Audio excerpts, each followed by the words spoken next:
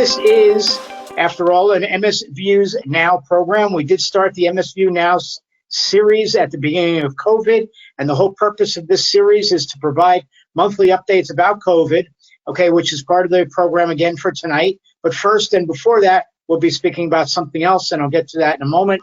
For those that don't know me, and if you're online with us tonight, thank you for being here. My name is Stuart Schlossman. That is a younger picture of me. My hair was a lot darker then than it is these days. Wow, in fact, I even had more hair then than I do right now. But okay, we'll take that away. All right, so yes, this program tonight, we are supported by MS Views and News. Wow, who's MS Views and News? Well, it's the organization that we started back in 2009. And what we do, we are just making an impact on those affected by multiple sclerosis by providing educational programs. Next, we have Dr. Brian Steingo, and Dr. Brian Steingo is our presenter tonight.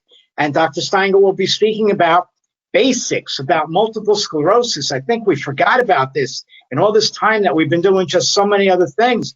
You know, what about the people that are newly diagnosed? What about those that are only in their first years about multiple sclerosis and don't know much about it? So we did want to bring this to you tonight. And I thought of this great presenter named Brian Steingo, who's based out of South Florida. He's with an MS center here in Sunrise, Florida. In fact, it's called Sunrise Neurology. And Dr. Steingo's been practicing medicine for many, many years. He happens to be my doctor as well. And he's the chair of the MS Advisory Board, the Medical Advisory Board for MS Views and News. So I don't want to take up any more time with all this chit-chat. And let's just welcome Dr. Steingo. And he's going to speak with you for a while about, like I said, the basics about MS 101, as some say. And then he'll speak to you about COVID. And then we'll get into Q&A. So let's get started with the land of MS with Dr. Brian Steingo. Take it away, Doc. Thank you, Stuart, and welcome to everyone. Not sure who's out there, but welcome. I'm going to talk about some basic stuff with MS, and this is to introduce you to this topic that I've called the land of MS. And from this, there's many different avenues that you're going to take. So what we're going to start out with is to start out with what actually happens in MS. Just a very brief little summary. Is that essentially in MS, there are either genetic, immunological, or environmental triggers. For example, genetic factors could be family history. Environmental triggers could be the area where you live. And all these factors come together and then activate the white blood cells. They activate the immune system.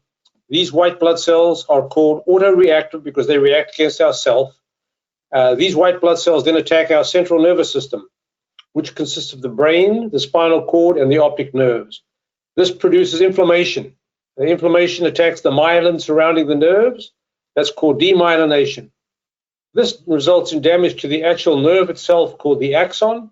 And finally, if the axon is damaged, from which there is no recovery, this causes atrophy. So this is the sequence of events that's happening in MS. And essentially, our target of treatment is to stop this sequence as soon as possible. Maybe identify the triggers, and then by identifying the trigger, shut down the rest of this sequence of events. Next, please. So when you're diagnosed with MS, this is a very complex kind of condition to think about. Many general neurologists really should not be handling MS anymore. MS was actually diagnosed by, originally described by a French neurologist called Charcot in about 1858, so about 160 years ago. We have made more progress in understanding MS and treating MS in the last 20 years than we made in the whole 140 years before that. So there's been a lot of information in recent years. And so these are all the things that you might have to think about and deal with over the course of time. So firstly, if we look at the top left of the slide, it says Introduction to MS. That's the diagnosis, types of MS, and expectations. So when you're newly diagnosed with MS, your neurologist will go over the types of MS with you. The commonest type of MS is called relapsing type of MS, and we'll discuss a little more about that later. On the right-hand side, you see the treatment.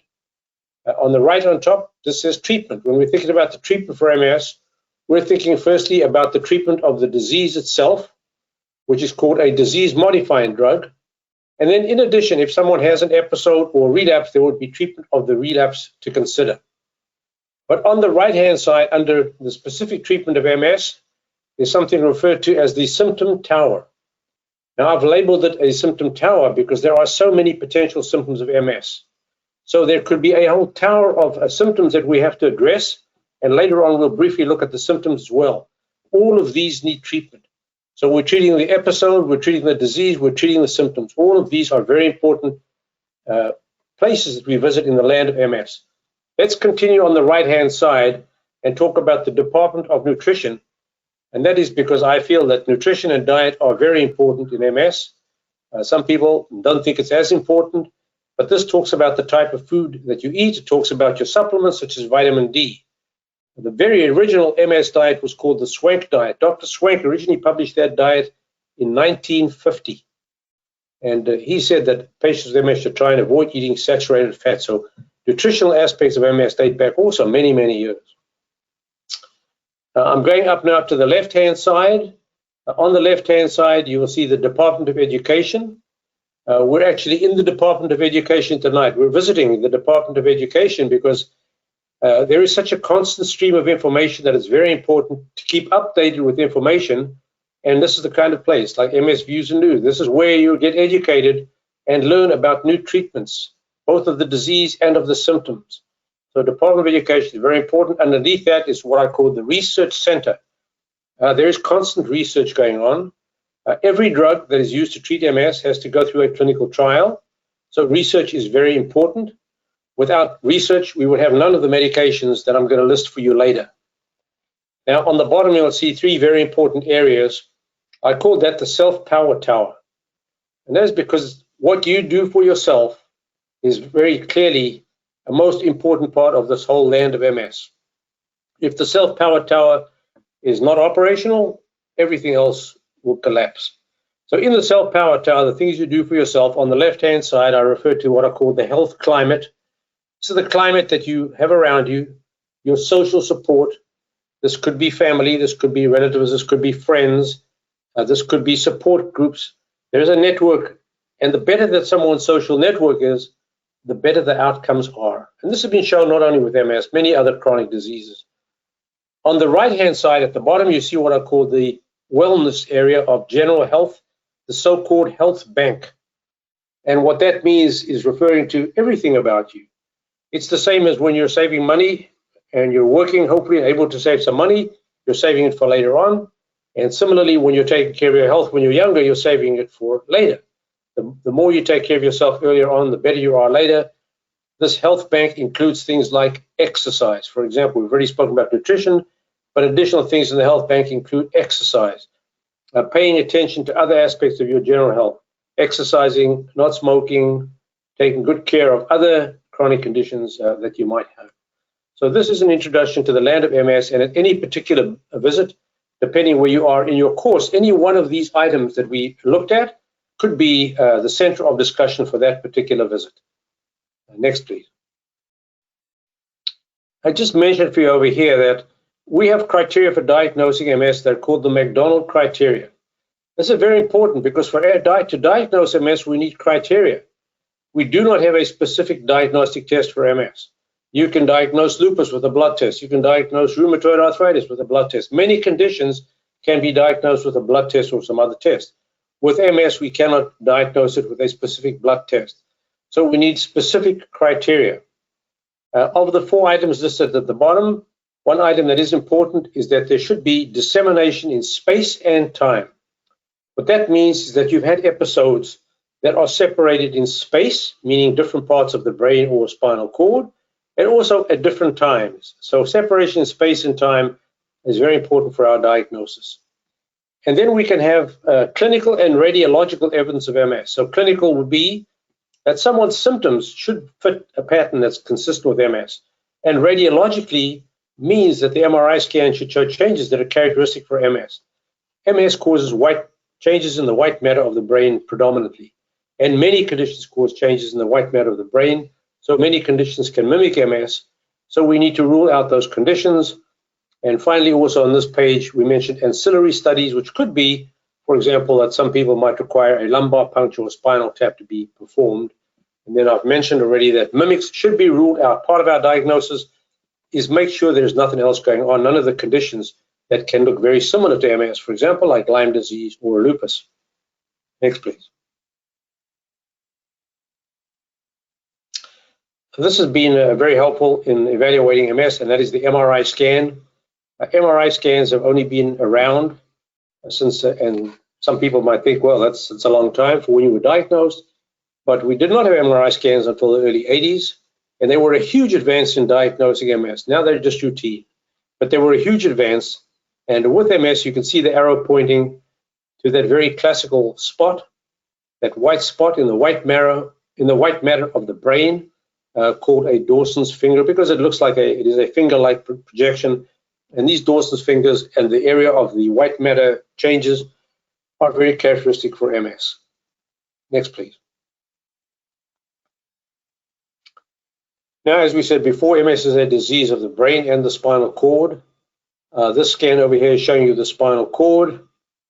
In the spinal cord, which unfortunately I can't point to, but in the spinal cord, I don't think my pointer shows you, but in the spinal cord, if you look, you'll see two white lines going down. They look like a railroad track.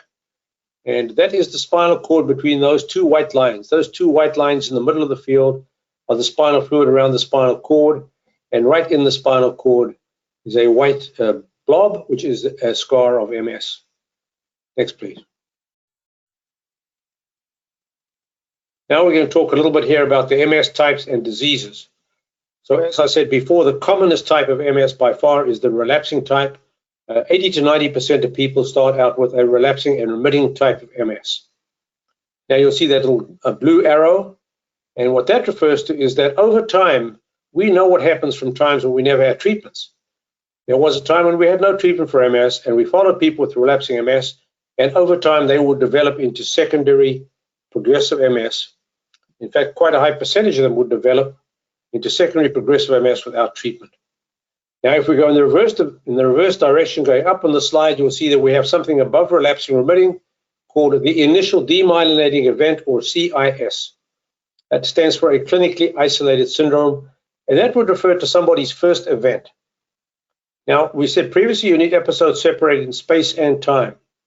But it's possible somebody has the first event that's obvious to us or known to them, and then we are able to use other criteria, other characteristics that tell us that that in fact is not the first event, and that this person in fact does have MS and will be treated as MS. And then right at the top of this list is the radiologically isolated syndrome. And that is a person who is coincidentally noted to have MS. So for example, someone might have a headache, some symptom that is not from their MS, and they have a scan, and the scan shows features of MS. That is called a radiologically isolated syndrome. When people develop that, some of them do go on to develop definite MS, especially if their spine scan is abnormal. If their spine scan is abnormal, they have a very high risk of developing clinically definite MS. Now, if we go in the opposite direction, we'll see the primary progressive form of MS, which is seen in about 10% of people to start with. And on a rare occasion, someone with primary progressive MS might relapse, called progressive relapsing MS. There is a new type that we've added to this list. In between relapsing and secondary progressive, we have something called active secondary progressive, where somebody has been relapsing, the relapses are slowing down, they're starting to slowly progress, but they may still have an occasional relapse, which could be a new symptom, or could be a new lesion, something new on their MRI scan. That is called active secondary progressive. Next, please. And this shows you just a little summary of what I was talking about a second ago. Second from the left, you'll see relapsing remitting MS, and then on the right-hand side, the progressive forms of MS.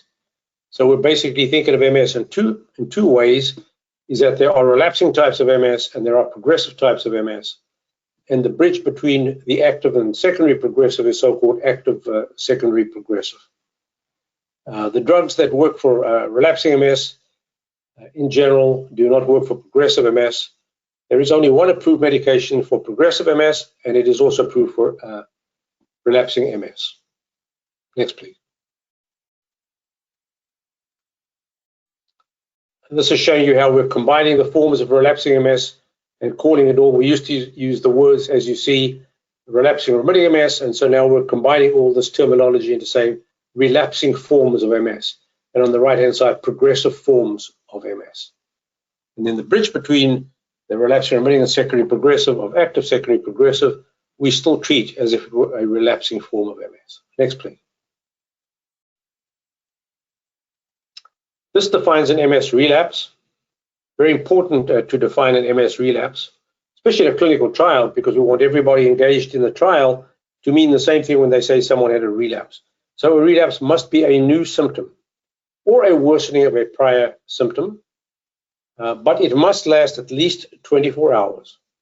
And there should be no other explanation for this event. For example, as we know, if someone has an infection, urinary tract infection or fever, then that may increase their symptoms, and that is not a true relapse. That is a worsening of symptoms due to these other events. Excuse me. So before we call something a relapse, we should rule out any other cause for this event to happen. Next, please. How does MS present initially? And that's why MS is often difficult to diagnose. And a bigger problem we even face nowadays is that MS is very often overdiagnosed because the symptoms of MS are so widespread. So you'll see that optic nerve inflammation is a very common symptom, and weakness is a very common symptom. But there can be loss of balance, dizziness, double vision, and bladder and bowel problems, pain, sensory problem, numbness, burning, tingling. So there can be a variety of different ways that MS can start. Next, please.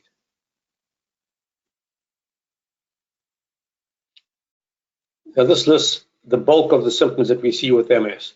There are some very rare symptoms that can occur once in a while, but the bulk of the symptoms that can occur are listed over here. All this information will be available for you to review anytime if you need to. But fatigue is a very common symptom. We'll talk more about that in a second. So fatigue, vision problems, motor problems such as weakness, spasticity, tremor, gait problems, numbness, pain, and depression. Cognitive problems, very important. Disabling problems, bladder, bowel, sexual dysfunction. Some uncommon problems, seizures and headaches. These may occur with MS, but they're not common as the other symptoms. And speech and swallowing problems may occur as well. Speech problems, I would say, are more common than swallowing problems, but they can occur as well. Next, please. This is a very important slide. It refers to some of the symptoms we saw on the previous slide, the so-called invisible symptoms of MS. And they could be invisible to everybody. It could be invisible to your family and friends. It could be invisible to your physicians, healthcare practitioners, and people might look at you and believe or disbelieve your symptoms. And that is why the MS Society actually has a booklet called But You Look So Good. But these invisible symptoms, which are not outwardly visible, include things like cognitive symptoms that may not be obvious, or fatigue. If you complain of feeling fatigued and say you're tired and need to nap, somebody might look at you and what's the common word people might say? You're lazy, you're not trying hard, things like that. These are common discouraging things. And so it's very important that people around you in the support group understand that some of the symptoms, including the most disabling symptoms of MS like fatigue and cognitive problems, these can be invisible to others. Next, please. Now, all those symptoms, that whole group of symptoms that I just showed you, are what we call the primary symptoms of MS. Those symptoms are directly related to something wrong in the brain spinal cord or optic nerve. There will be plaques, white matter plaques or scarring directly causing those symptoms. Now we see the secondary symptoms of MS. What happens if you have all those other symptoms? So, for example, if you're weak and you have trouble walking and trouble with your balance, you fall. You suffer injuries, fractured bones. Because there is bladder and bowel involvement, there can be difficulty controlling these, and there can be UTIs. So bladder involvement and urinary tract infections common. Anxiety and depression, impairment in the activities of daily living. All these secondary symptoms of MS come into play. Next, please. And then finally, we have what happens when you have all of these, the primary and the secondary symptoms of MS, the tertiary symptoms. These are all the things that we have to deal with in MS. Loss of job, family disruption, divorce, social isolation, loss of independence, and loss of self-esteem. And so we see a whole cascade of events starting from the initial symptoms, causing secondary symptoms, resulting in these tertiary symptoms. And our goal in the treatment is to stop this process as early as possible. Right when there are the initial symptoms, how do we treat those? How do we stop those? How do we slow those down before everything else that follows happens? Next, please. Now, what happens if we don't treat people? We know this from old days when we had no treatments. And right on top, you'll see that they say 10 to 20% of people have benign MS. Benign MS means that somebody has had MS. They basically, when you see them, have minimal or no disability. We cannot truly determine that from the beginning. It's over time that we can determine that. And you see in the next section that 5% of people have malignant MS. There's no official term. This is just referring to people that have very severe MS, despite what we do, and progress rapidly and become severely disabled or wheelchair or bed bound. But some more relevant numbers at the bottom, that without treatment, at 15 years, 50% of patients have progressed. And at 25 years, 80% of patients have progressed. If you think that the mean age of onset of MS is, say, 20 to 40, and you add 25 years to that, where 80% have progressed, we're talking about people in their 40s and 50s that have progressed after 25 years. Now we have changed this. We have shifted the curve on these last two facts by treatment. We significantly have changed the rate of progression. Next, please. Now, I put this up over here, and certainly you can look at it at your leisure later on. But basically, this is we can look at risk factors at the beginning when someone is diagnosed and try and predict what their outcomes are going to be. So let's look, for example, at the age at onset. In general, actually, younger age, like 20, is a better prognosis than someone who starts at 50. The symptoms at onset, also the symptoms at onset are important. If someone has optic neuritis, the outcome tends to be less severe in the long run over someone whose initial symptom might be, for example, difficulty walking, loss of balance, something in the brainstem or the spinal cord. And then the MRI is also important. I'll show you more about that in a minute, but the MRI extent of involvement is important. And then how long does someone go between their first and second attack? And how many attacks do they have in the first 2 years? And how complete is their recovery from their initial attack? And then we look at these risk factors, and you can see, as we would expect, that the more risk factors that someone has, the greater that the risk will be. For example, if someone had 4 to 6 risk factors at 3 years, they would already be having a noticeable difficulty walking just 3 years after the diagnosis. Next, please. This slide is showing you about the MRI scan. So what this is, if you see someone who's suspected of having MS, let's say they had optic neuritis, and you look at their scan, and on the left-hand part of this graph, you'll see it says the number of brain lesions, and this says they have no brain lesions. So somebody has no brain lesions, but they have optic neuritis, and you fear they might get MS down the road. The chance of converting to definite MS over 20 years is about 20%. Now, if you look to the right of that, it says 1 to 3 number of brain lesions. That means that if somebody even has one brain lesion of a typical MS type of lesion, the chance of converting to MS at 20 years is 80%. So even one abnormal MS lesion significantly increases the chance of developing MS. Now let's look at the graph on the right-hand side. You can see the heading on top there says EDSS greater than 3 or greater than 6. And what this is referring to is the person's disability status compared to the number of brain lesions. So we've seen that if you have one brain lesion, you're at risk for getting MS. But what this graph on the right shows us is that the more you have, the worse the outcome. So for example, if somebody has 1 to 3 brain lesions, then their chance of, if you look at the, let's look at the I guess beige bar. If at 1 to 3 lesions, 20% chance of 20 years that they're going to have MS. But if they have more than 10 lesions, it's more than double.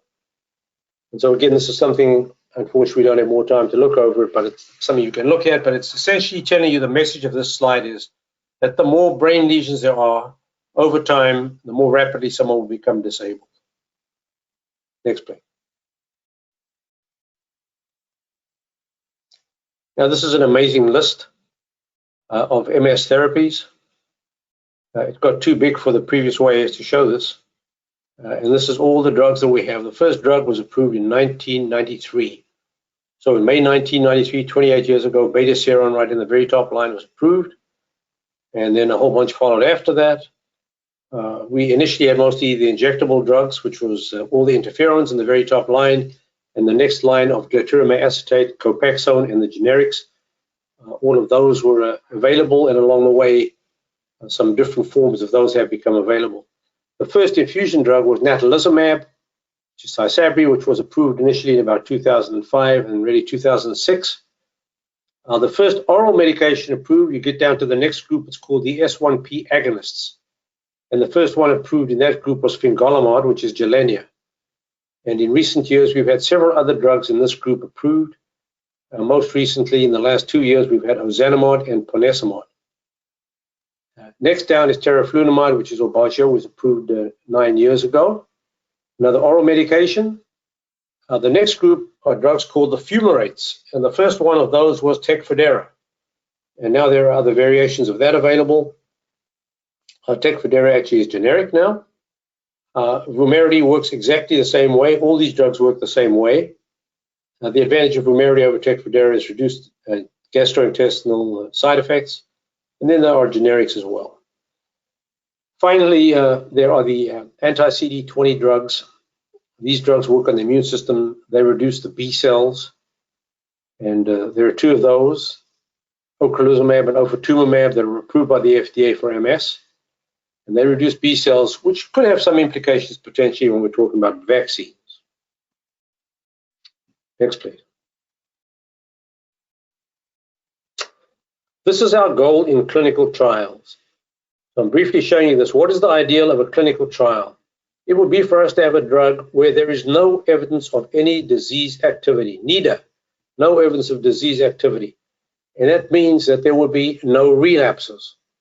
And that means that there will be no disability worsening. Freedom from EDSS worsening means that there's no worsening of disability. And next around on our clock is in a clockwise direction is lack of gadolinium-enhancing lesions, no active lesions on the MRI. And next, as we continue around clockwise, is lack of new or enlarging T2 lesions, no new white spots, scars, plaques on the scan. So we want no relapses, no progression of disability, no MRI changes. That is called NEDA. And as we're doing clinical trials now, we're starting to say how many patients have NEDA. It's something going forward that we're certainly aiming for. Next, please. Now, this is a slide. It's a mumble jumble because it's to say to you, what questions do I have? Which medication should I take? These are some questions that you should be asking your healthcare practitioner. What should I take? When should I start? You may have different opinions. Should I take needles or infusions or pills? What are the side effects? How safe is this? What about pregnancy aspects? What about the cost of this medication?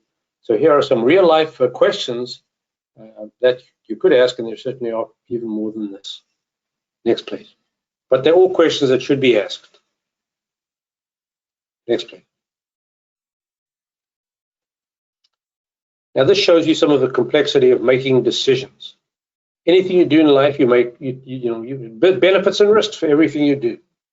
So when people are looking for an MS medication, it's not a simple decision. We can't exactly pick the exact drug simply by opening page 48 in a book. We have to look at everyone and try and personalize the medication for them. And you see some of the things we have to think about. For example, on the very top, you'll see the top three ovals are safety, efficacy, and tolerability. How safe is the drug? How effective is it? How tolerant is it? And now let's go around clockwise. What about the convenience of taking it? What monitoring do we need? How many lab tests? And what's an exit strategy? If we have to get off this drug or stop this drug because of side effects or it's not working, how do we get out of it? And the cost. What's the provision? What's the experience of the healthcare provider? And then there could be lifestyle considerations, someone traveling, for example. And then we want to always know your medical history, pregnancy aspects. How does the drug work? So all of these things come into the decision making. And I put this in as what I call the wheel of decision making because we want to think about all of them. Next, please.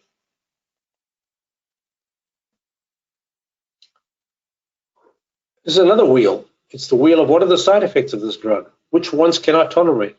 Some people have very high tolerance to side effects. Some people don't want any. I mean, nobody wants any, but some people can tolerate them better than others. And so let's start on top with flu-like symptoms, and we'll go around clockwise again. Flu-like symptoms, depression, some very serious potential things, PML, other autoimmune disorders, macular edema, swelling of the macula of the eye, bradycardia, effect on the heart, malignancy. What's the risk of cancer? And these drugs that we're using for MS that are working on your immune system. What about infections? Serious infections. We already told you about PML, but other infections. What about suppressing the immune system? Liver injury, injection site reactions. So all these are things that we have to deal with when we're picking a particular drug. Next, please.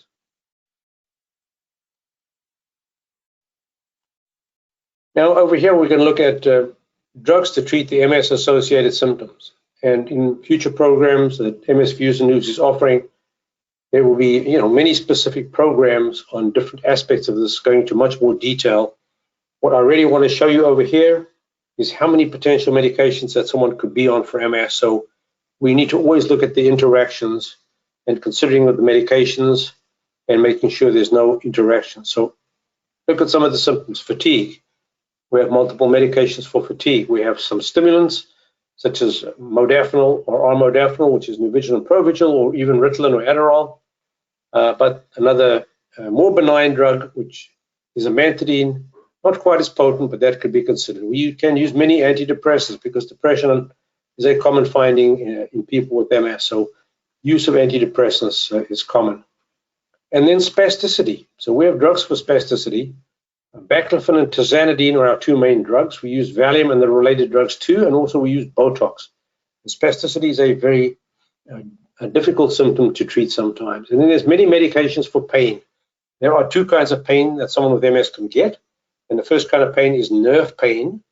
And for that, we often use gabapentin or Lyrica or carbamazepine, which is Tegretol. So some of the antidepressants, so the medications that are used for pain are some antidepressants and some seizure medications.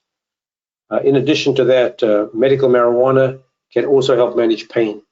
So pain of MS is due to nerve pain or muscle pain. Such as spasticity we just mentioned can cause pain. The next one down says detrusor hyperreflexia. I could have just put there bladder problems, and bladder problems very common in MS.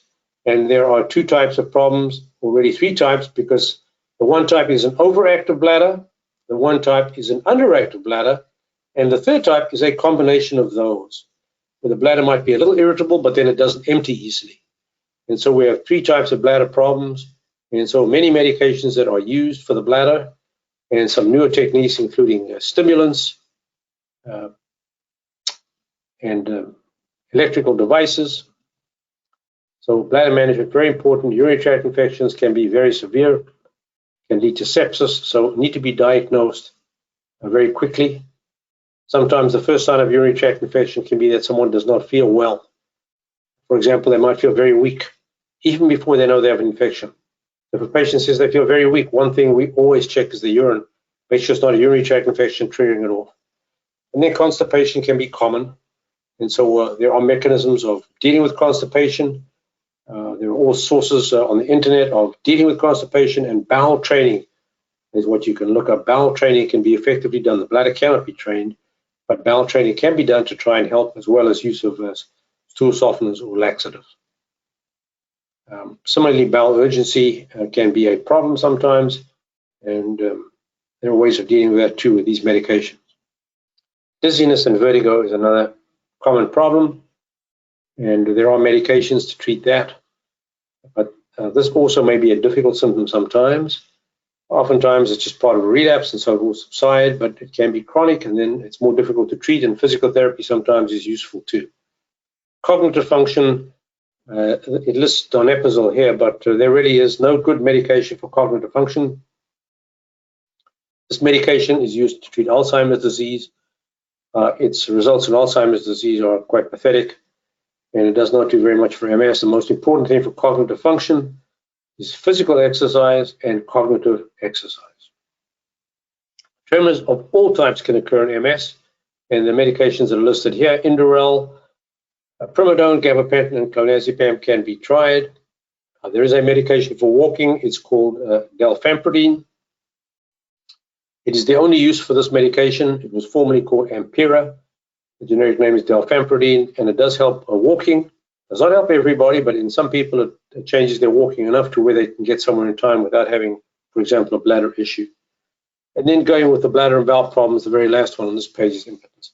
So there are many medications. We can discuss each item on this page for a long time. The very important thing to remember is something called polypharmacy. Polypharmacy means drug interactions. So every time a drug is added to a list, if you're in several drugs and a new drug is added, polypharmacy is very important consideration to consider how drugs are interacting. Next, please. And this is back to that self-power slide. I made this over here, teams of friends. And you can see this acronym over here. So this is all things that you can think about. This is the parts that someone does themselves, such as temperature management. We know people with MS are heat sensitive. Expectations are very important. When we start any medication, it's important to tell someone what their expectations are. What are the outcomes? What do we expect from a medication? And then taking the medication, adherence, mental aspects, mental exercise, mental health, sleeping, sleep disturbance common in MS, and stopping smoking, organizational aspects, especially for people that have cognitive problems, where they might have difficulty multitasking or with attention and concentration, learning organizational skills, and then, of course, management of fatigue, which is a whole topic of its own. The next F stood for food or faith. And some of these you could see overlap: relationships, interactions, exercise, news, nutrition for N. D, I put vitamin D as such an important vitamin for MS that I stressed that as a D. And then S could be safety. This could be many types of safety, which we have discussed at times, which firstly is the safety of your medications, the safety of your walking, being very careful when you walk so you don't put yourself at risk for falling or when you're transferring or walking. So safety of medication, safety of walking, and safety of people. Meaning that sometimes people with MS walking outside with a cane or a walker or in a wheelchair could be vulnerable to the attack of bad or evil people, of which there's no shortage. So safety encompasses all these things that we're thinking of all the time. Next, please. I did speak about these a little bit. The climate in MS land is very important. We try and keep our climate regulated, who you're surrounded by. The health bank, what you put in the bank now, will pay you dividends later on. Taking very good care of your health now. And the self-help toolkit, this was a combination of things that I put together, which is part of a separate program. Of all the things you do, it includes the previous acronym that we went on. Next, please. Just the final two slides in this section. This is something that we put together at MS Views and News. I use it in my office for my patients. It's to fill in a whole bunch of information about your MS that you take with you to your office, to your visit with your neurologist or healthcare practitioner. It asks about symptoms. It asks about your medications. It asks about whether you're taking them. Asks you a whole bunch of questions that are very important. So when I glance at this, I very quickly can see and set the tone for our visit of that day. Next, please. And this is the second page of that questionnaire, which asks you some very important questions besides some of your habits like smoking or drinking, or caffeine, exercising. How do you feel? Psychological part. Sometime our whole visit might deal with the psychological part. It says rate your level of stress. 1 is low, 5 is high. If someone puts a 1, we might have to spend some time trying to help them in some way, or getting them the right referrals. And then at the bottom is review of the symptoms. This is symptoms that you might have, other symptoms, includes bladder symptoms and a whole bunch of other things. Sometimes people think, well, I'm diabetic or I have hypertension, but I didn't think you need to know about that. Yes, I do. I want to know about that. I need to know your medications, how they impact your condition. So it's just a very important, these two sheets save me a lot of time when I'm looking at something. I know a lot of answers, and we can spend quality time with the visit. And I think that's the end of the clinical section. Next, please. And Stuart had asked me also to go ahead and give you a little bit of a COVID update as it relates to MS. And so one of the organizations that are studying COVID very much is the COVID-MS registry in the United States. There are registries also in other areas. They have an active registry in Italy, for example. There's a European registry. There's other registries in the US. But COVID-MS would be that if any MS patient develops COVID, their healthcare practitioner can enter that information into the COVID-MS registry. People are entering much less these days. I see these numbers have not increased at the pace that they did at the beginning, but so far in COVID-MS, we have 3,312 MS patients, of which 66% recovered and another 23% are recovering. So 90% have recovered well. Death rate in this group was 2.6%. Now, what about if you relate this to the type of MS that people have? If you just look at this group, RRMS, PPMS, and SPMS, you'll see that people that had RRMS did very well. There were 2,530 patients and only 32 have deceased.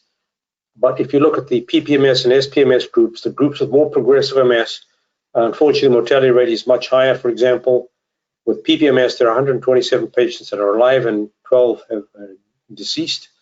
So it's about 10% almost. Now, if you look underneath that, at fully ambulatory and non-ambulatory, this fits in with that because this is saying that for fully ambulatory patients, the mortality rate has been extremely low, and for non-ambulatory patients has been high. And this relates to everything else. The non-ambulatory patients are generally patients that have had MS for much longer and are older, and they have what we're about to look at below, comorbidities.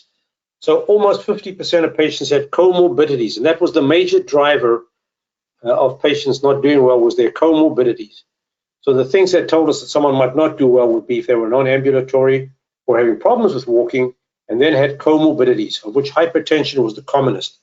But these included morbid obesity, diabetes, cardiovascular disease, lung disease, and certain other neurological conditions. Next, please.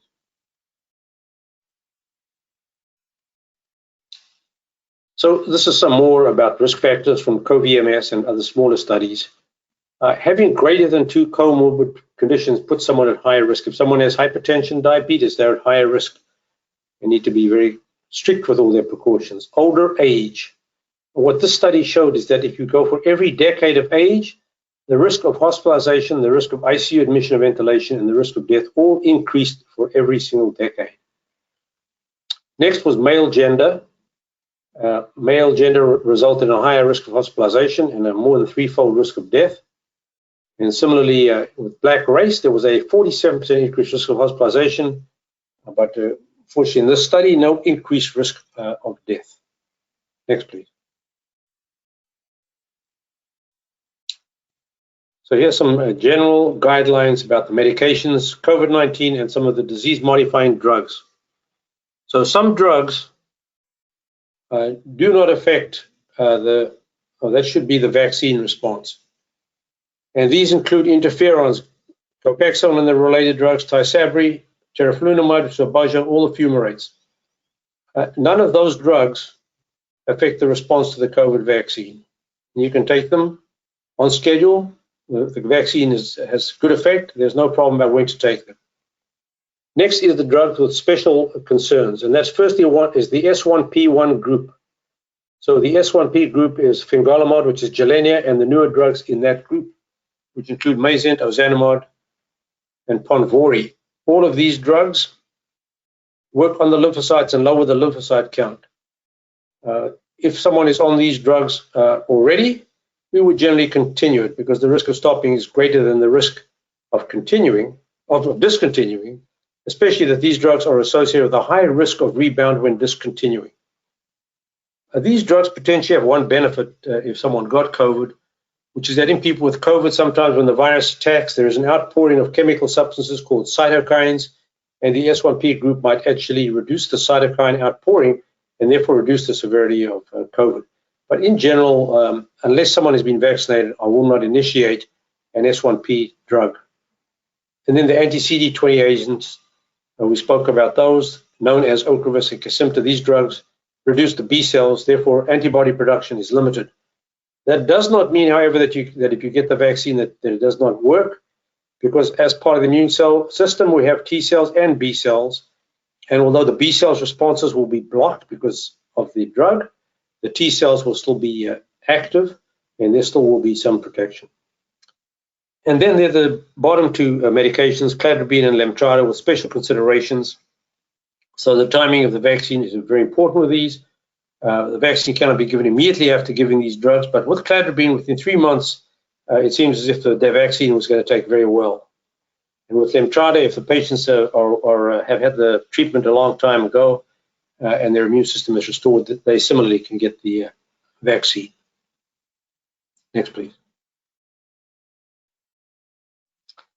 So general guidelines summary. We saw from the COVID-MS numbers that most patients that get COVID are likely to experience mild symptoms. And in most patients, the benefits of continuing the disease-modifying therapy outweigh the risks of stopping. As we said before, consider the risks and the benefits, especially the risk of rebound. And that applies to the S1P1 drugs, Gilenya and that group, that if those drugs are stopped, there's a high risk for a rebound.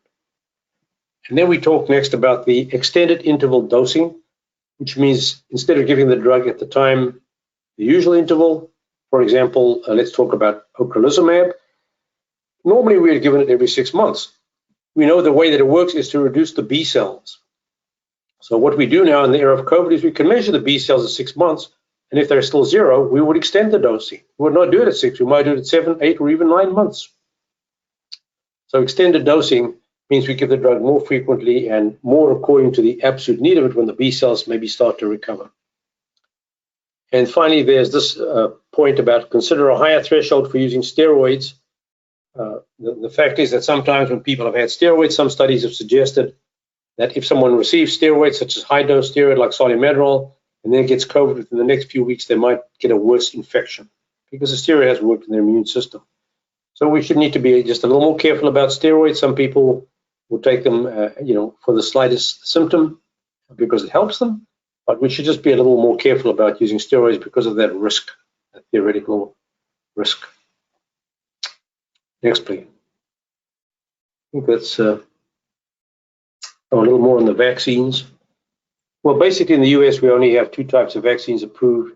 We have the messenger RNA vaccines, which is Moderna and Pfizer-BioNTech. You'll see the doses. The Moderna dose is 100 micrograms. The Pfizer-BioNTech dose is 30 micrograms. And these are approximately 95% effective and effective in all age groups and very well tolerated. If you look at the numbers, the tremendous numbers of reduction in patients with the COVID, severe COVID infections compared to the side effects, the difference is tremendous. And then the viral-based vaccine is the Janssen or J&J vaccine. That had one serious side effect on bleeding and clots, which is very rare, but some of those have been described. This is a one dose. The others are both 2 doses. Next, please. Some vaccine considerations. If in the midst of or recovering from a relapse, the vaccine is not recommended. If someone had a vaccine before and they're not, for example, a flu vaccine, and they reacted, that is not a reason to avoid the COVID vaccine.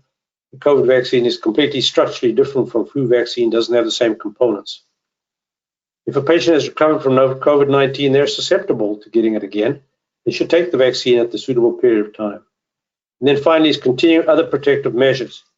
That means if you're in an environment where you don't know the people, and you don't know whether they're vaccinated or safe, that you do the things we have learned about, such as masking and good hand hygiene. Of course, if you're in a very familiar environment, then it's at your discretion, but if you're in a strange environment, certainly that's something we still would recommend.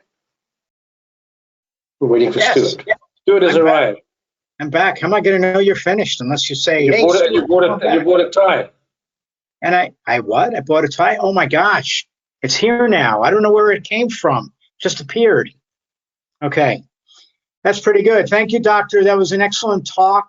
Very much needed for so many people, and especially about the multiple sclerosis.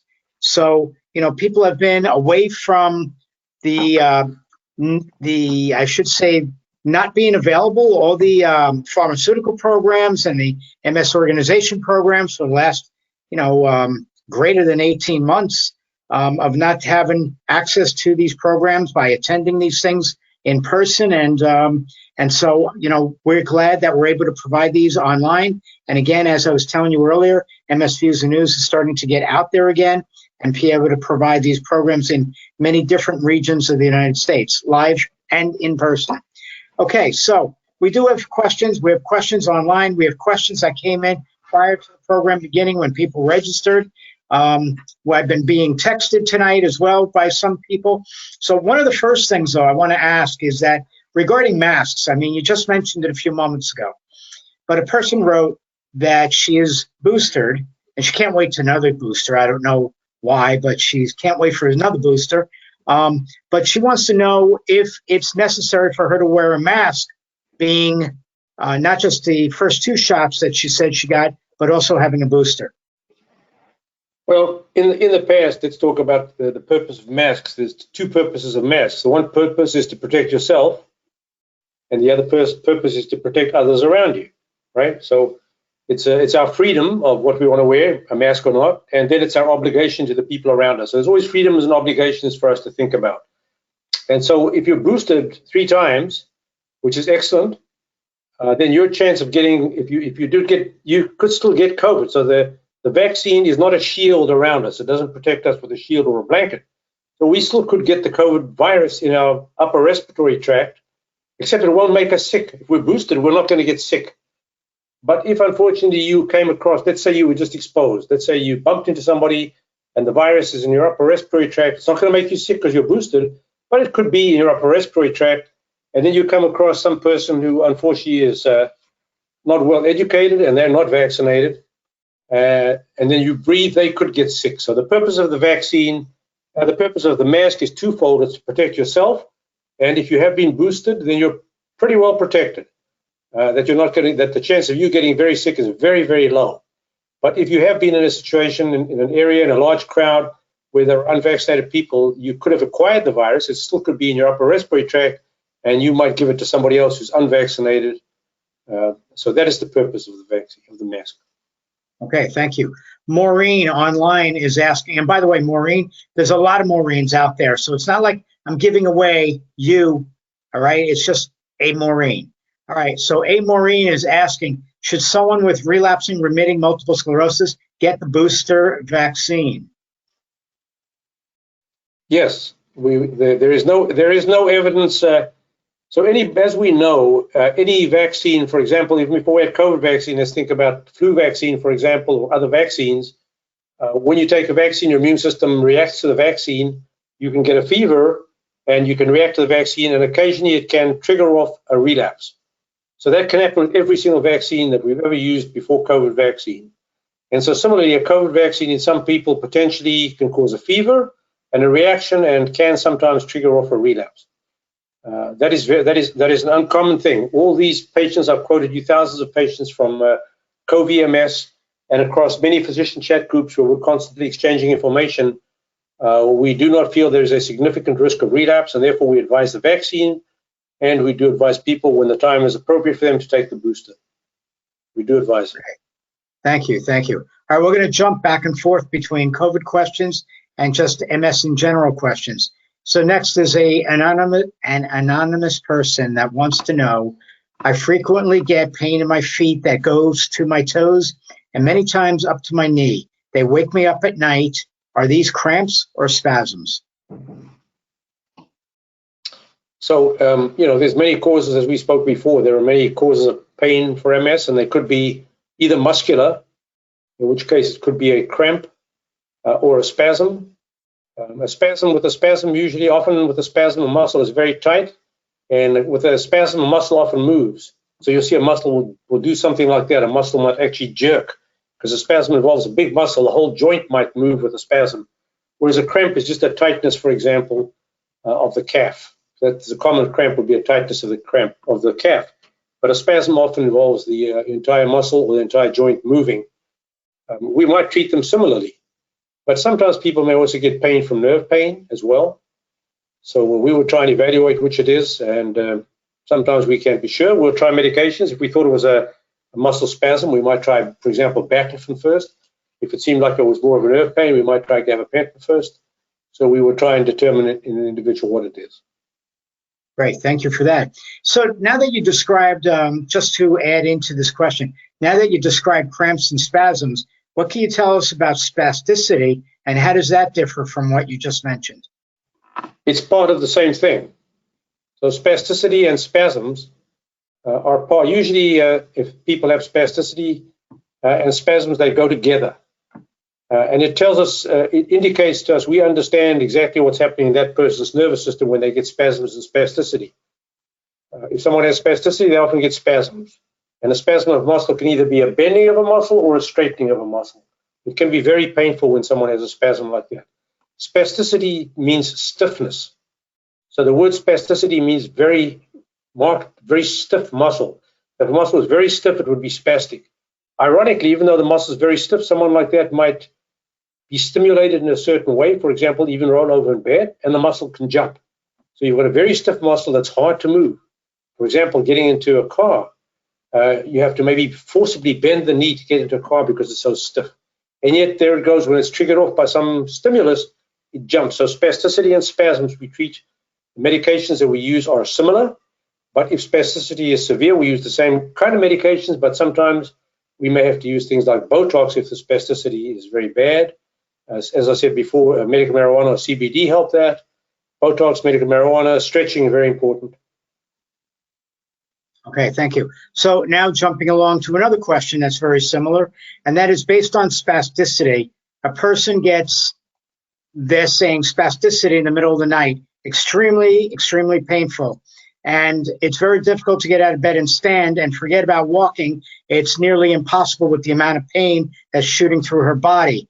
What is best to do at that time if you can't even get to a bathroom to get, I don't even know what to say about that, but what do you say is best to do? This is not an uncommon problem that we have to deal with. That spasticity can be very severe and incapacitating. And so we use, we go through the routine steps. We start out with the medications. I'm assuming whoever wrote that question describing severe spasticity has been already on all the usual medications: baclofen, tizanidine, Valium, clonazepam. Those are all the usual medications that we use. So let's assume someone's been through all of those medications. The next step that we sometimes use is to do Botox. So what Botox does basically is loosen a muscle. The side effect of Botox is we don't know the exact dose. You can't predict the exact dose that someone's going to respond to. So when you inject the muscle could actually be a little weaker. And so someone could substitute the severe spasticity and instead of that get some weakness, but it does recover. But if spasticity is very severe like that, I would be evaluating someone. I'm assuming whoever wrote that's been through all these medications. And I think Botox would be the next recommendation. I'm sure they're stretching already. Sometimes if people are taking baclofen, it helps, but we can't get enough in. They do something called a baclofen pump. A baclofen pump is where a pump pumps the baclofen directly into the spinal fluid. I mean, it is an invasive procedure. There is a foreign catheter going into the spinal fluid, and we can put a bigger dose in because we can actually put a much smaller dose to get a bigger effect because it's going directly to the source. But I think if it's very severe and the medications are not working, Botox has proved to be the next most helpful thing. Okay, thank you for that. Next, a person who's asking, is the COVID vaccine booster really necessary? My antibody tests are positive. That's a very interesting point that people are thinking about. So essentially, if your antibody levels are very high, you don't really need the booster. That's true. Most people are just getting it and not even checking their levels. So remember what happens when you get the COVID vaccine, what the vaccine does. Let's take, for example, the messenger RNA vaccine, is that it stimulates both your T cells and your B cells. The T cells and the B cells are both part of your immune system. We're able to measure the B cell response because B cells make antibodies, so we can measure the B cell response directly. But we can't measure T cells very well. There's no good way to easily measure T cells in the lab. So when the B cells and T cells are stimulated by the vaccine, we form in our body something called memory T cells and memory B cells. That's important to remember. So you've been exposed to the vaccine and now you've got memory cells. So after a while, the antibodies start to disappear. But if you're exposed to another booster dose of the vaccine, all these cells remember because they've got memory and you'll make more antibodies. Or if someone with the memory cells gets exposed to the virus, they'll also be able to activate their cells. It'll probably take a little longer, but the memory cells will immediately come out and recognize the virus and be activated. So the answer is that if somebody has large amounts of antibodies, they probably could wait on the booster. Okay, thank you for that. Now, writing on that, how long after the booster is it safe then to get tested for your antibody levels? I mean, you want to wait at least 3 to 4 weeks. Okay. 3 to 4 weeks is when the response should be prevalent. Okay, thank you. All right, next. What effects have been seen in people with MS from getting the COVID vaccine, and thoughts about the third booster shot? Third shot. Yeah, I mean, we kind of covered that already, but so we're saying with MS, and this is from the study, so from the large COVID-MS study and all the groups with COVID-MS, from the Italian study and the European studies, we're saying that people with MS in general are tolerating the shot very well. We have not seen a signal for anything at all. We have not even seen a signal for relapses.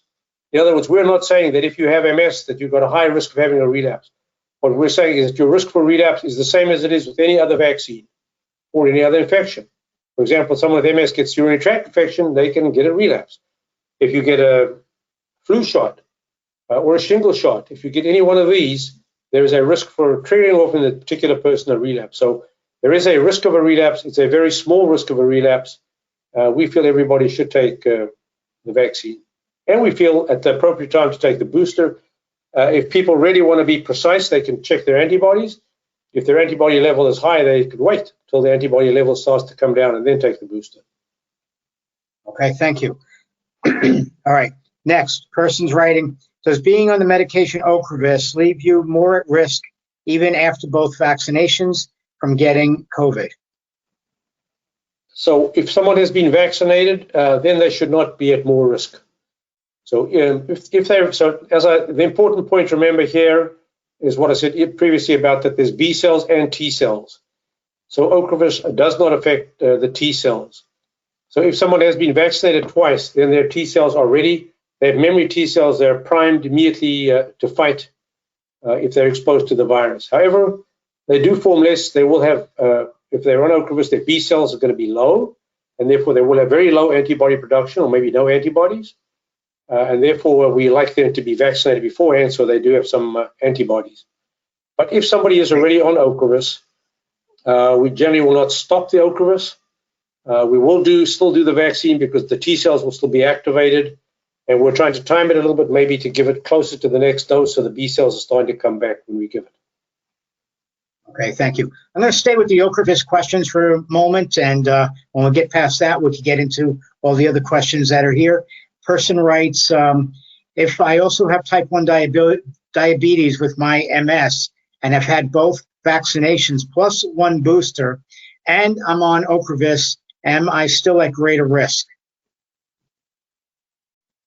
I think that there's some mixed feelings on that. So certainly if someone has been vaccinated twice and had a booster, their T cell function is going to be very good. So they're going to have good T cell protection, good memory T cell protection. But if they, depending when they got the vaccine, if the vaccine was all done before the Ocrevus, they'll have good antibody production. If it was done sometime after the Ocrevus, their antibody production will be low. So B cell effects will be low, T cell effects will be very good. But some studies in Italy and Europe have shown that people with Ocrevus do have higher risk. Some of the studies in the US, some groups in the US have said no, if they've got the vaccine and they've been fully vaccinated, because the T cells are still effective, they won't have higher risk. But I think it's something we'd have to weigh up in individuals. Certainly if somebody is diabetic, as we said before, if people have comorbidities together with MS, the comorbidities or gave the higher risk.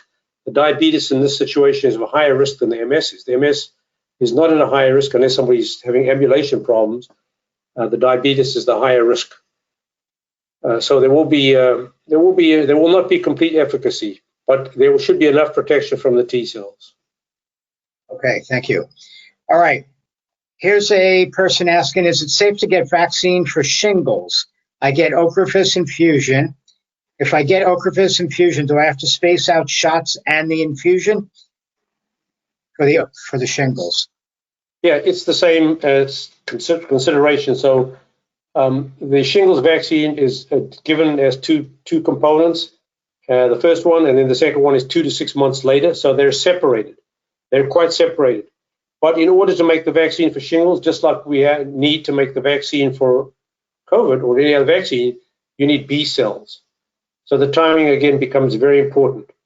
So we do like people to get shingles. Obviously, before we put anybody on Ocrevus, I always check them for the antibodies. for the antibodies for varicella. That virus that causes shingles is the same virus that causes chickenpox. It's a varicella zoster virus. We check that before we start someone on Ocrevus. If they don't have antibodies, then we will give them, make sure they get the Shingrix before they start Ocrevus. However, they can still get shingles even after that. Even if they've got the antibodies later on, there's still some risk for shingles. If they want to take the Shingrix vaccine later, I would try and time it. I would look at the B cells. I'd be measuring the B cells, and I'm watching for the B cells to come up. And as they're coming up at 6 to 7 months after the infusion, I'm saying, okay, this is time to do the first Ocrevus, the first Shingrix shot. And then I'll wait 2 or 3 weeks before we do the Ocrevus, and then the next one can be given about 6 months later. So that's the way I time Ocrevus. Okay, let's add in another component. People want to do all that you just said, plus get a flu shot. Now, how do they space all that out? Well, the flu shot, the same. The flu shot is much more effective. They've studied the flu shot with Ocrevus before COVID days. They studied it, and there is some efficacy. It does take a little bit, but it's reduced, so it maybe takes about 40%. So the timing of the flu shot just needs to. I mean, you can take the flu shot and the shingle shot together. So if you're doing the timing mechanism that I'm trying to use, which is that you wait till the B cells just start, when you see them start to uptick, you can do both of them together. If you've got time, you can do them 2 or 3 weeks apart. So your immune system can react to each one in a strong way. But you can take them both together because your immune system's got different components reacting to the two of them. They're different parts of your immune system that are going to form different antibodies. So they can be taken together. Great, thank you. All right, Mary is asking, how do I get an antibody test? Very easy. The Quest and LabCorp, I found more reliable results from Quest. There's 2 types of antibodies that you could ask for, and your physician should be able to do that for you very easily. And the one type is called the spike protein. Remember, the messenger RNA vaccine works against the spike protein. As you remember, this virus looks like a crown. It's got little spikes in it, and the messenger RNA works against the spike. And so in order to test whether the messenger RNA vaccine worked, we need to do the spike antibodies. And they certainly do those at Quest. I'm not sure if LabCorp does it as reliably, but spike antibodies. But if we're looking to see if someone had an infection, then we just want to look at the regular antibodies, not the spike antibodies, the antibodies to the virus itself. It's a different antibody. But both of these antibody tests are available at Quest. Okay, great. Thank you for that. Before I ask the next person's question, I want to tell everybody that tomorrow night we're doing MS Patients Voices program, where I am interviewing 2 MS patients that are also National MS Society self-help group leaders here in South Florida. And we are going to be speaking with them about their MS, about the groups that they lead, all the good things that come from it, and how it benefits so many. So for anybody that wants to see that program, we do hope that you visit our website and that you go to the center column, and it's down in the center column, and you just click on where it says MS Patients Voices and get registered for that program. All right, next, we have Maria, who happens to be a self-help group leader. All right, and Maria is asking, should patients with macular degeneration avoid Gilenya and Mayzent, which both may cause macular edema?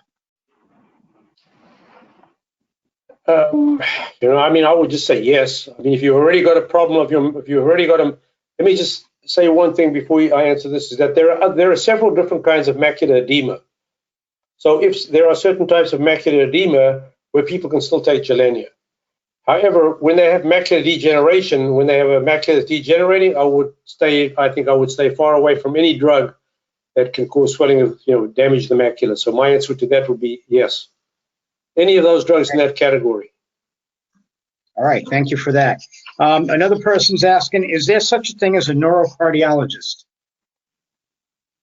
No, I've never heard of that specialty. I mean, there are people that are tending to, I don't think there's a neurocardiologist. I think there's somebody called an electrophysiologist, which are cardiologists who specialize in the conduction system of the heart. That would be the closest. So, for example, if somebody has an arrhythmia or a heart blockage, type 1 or type 2 heart blockage, or some arrhythmia, like atrial fibrillation, then you could go and see a specialist who specializes in the heart rhythm.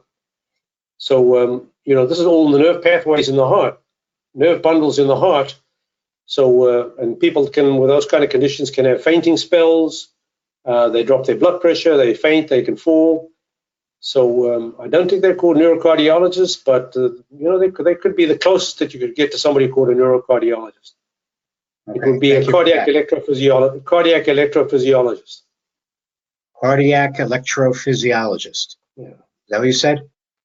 Okay. Yeah. Well, whoever needs that, okay, when we publish this video, you'll be able to go back in here and see what the doctor just said, and not just for that answer, but for everything that we've discussed tonight, okay? Remember, please, that it's going to be about... Let me just finish that there. There is, for example, a condition called syncope. The word syncope, which many of you are familiar with, syncope means fainting. And there is a type of syncope called neurocardiogenic syncope, which is when there is some disturbance in the nerve pathways in the heart that causes people to faint and causes changes in their blood pressure. And this person that I have spoken to you about is the kind of person that would treat those conditions. Okay, thank you for that. All right, so anyway, what I was saying was that this program, it will be published to our YouTube channel in about a week and a half. I'm a little bit behind right now in our programs. We'll get it up there as soon as possible. And as soon as we do, everybody that was registered for tonight will get a link to go on there and see and be able to review what the doctor just spoke about tonight. So let me continue. We have Stephanie asking, can someone with RRMS have a relapse with only cognitive changes? Yes, I would say yes. I mean, again, cognitive changes are what we call the invisible symptoms of MS. Even when somebody has obvious cognitive changes, it's hard for people around them. Often they won't pick it up. So yes, I would say that can happen. Now, cognitive changes, you can't pick a spot in the brain where it's going to happen. I mean, with certain conditions, you can have a look at where it is. For example, the most obvious, let's say, is optic neuritis. If someone has an inflamed optic nerve, they have optic neuritis. You can localize exactly what's causing the problem. With cognitive, there wouldn't necessarily be that. But I've seen people that have come in and said that all of a sudden they're feeling very foggy, they can't think. Usually other symptoms go with that. So, for example, they could be very fatigued. And cognitively, somebody you knew well, all of a sudden things change. And you look at their brain scan and you may see active lesions. But they're non-specific. You can't correlate the lesion directly with the cognitive thing. But I've certainly seen where relapse can have cognitive problem as the presenting feature. Okay, thank you. All right, we're running out of questions, so let me just get to them here so everybody can say goodnight. All right, Tammy writes, before I was officially diagnosed with MS, I was getting pulled muscles almost every time I worked out on a machine. Was this by any chance related to my MS? No, I don't think MS would necessarily cause muscles to be more vulnerable. Unless somebody, was doing exercise, they were not ready for the exercise, doing, excessive exercise.